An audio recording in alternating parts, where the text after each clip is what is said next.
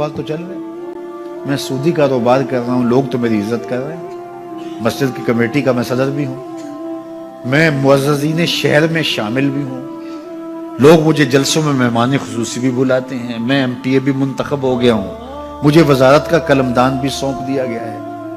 وہ میاں اللہ کی نظر میں ان چیزوں کی اہمیت ہی نہیں ہے۔ یہ چیزیں ہوتی کیا ہیں؟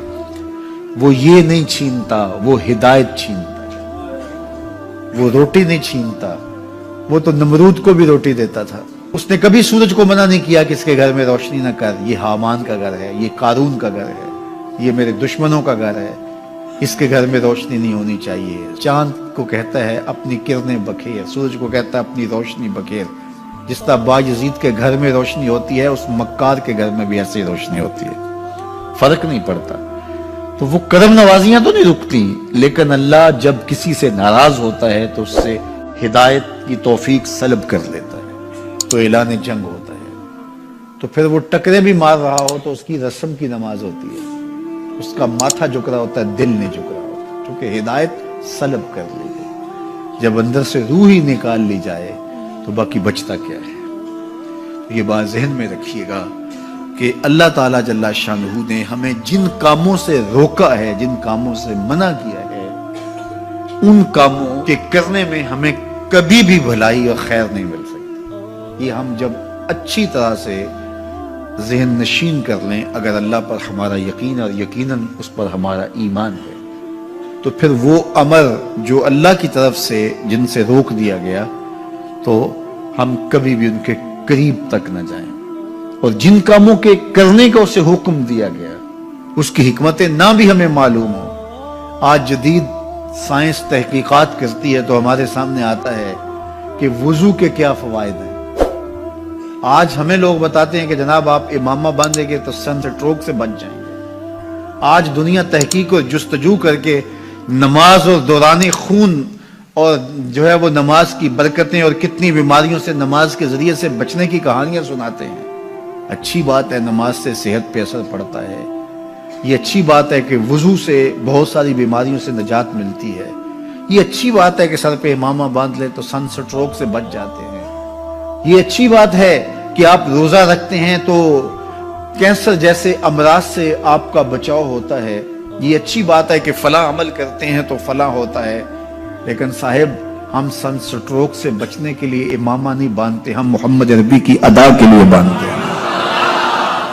دوران خون کے لیے نماز نہیں پڑھتے، ہم رب کے حضور سجدہ ریزی کے لیے اس کے حضور اپنی نیاز مندیوں کا سر جھکاتے ہیں۔ تو حکمتیں بھی ہیں، وہ برکتیں ذیل میں آتی ہیں۔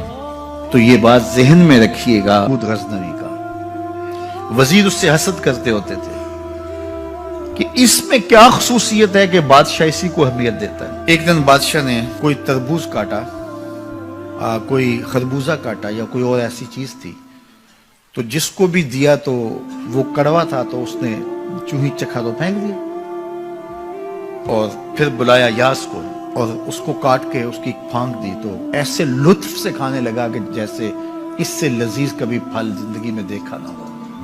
تو سارے اندر ہنس رہے تھے، ایک دوسرے کو آنکھوں سے اشارہ کر رہے تھے، یہ دیکھو بے وقوف۔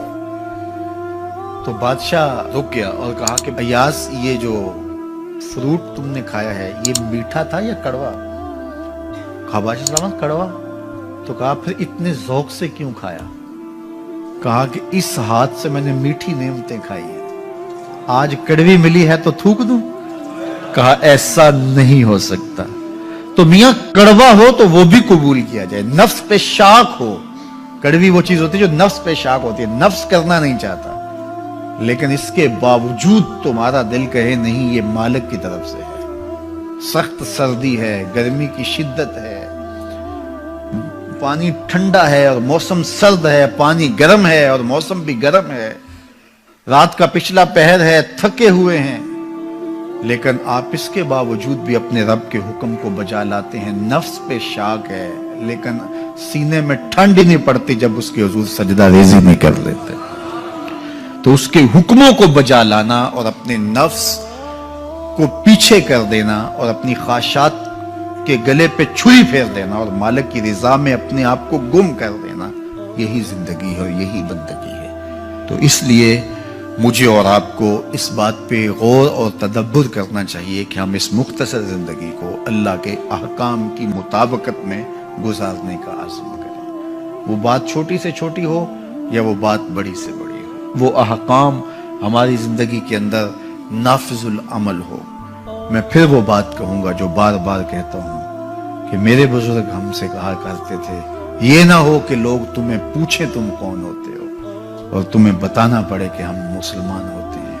فرمایا کرتے تھے صاحب نہ کسی کو پوچھنا پڑے نہ تمہیں بتانا پڑے، تمہاری وضاحت، تمہارا طرز زندگی، تمہارا انداز معاشرت ایسا خوبصورت ہو، تم دور سے آ رہے ہو لوگ پہچان کے کہیں وہ دیکھو محمد عربی کا غلام آ رہا، تم شکل سے پہچانے جاؤ، تم کردار سے پہچانے جاؤ، تم وعدے سے پہچانے جاؤ۔ کتاب کا نام ہے بشر القیب فی لقاء الحبیب۔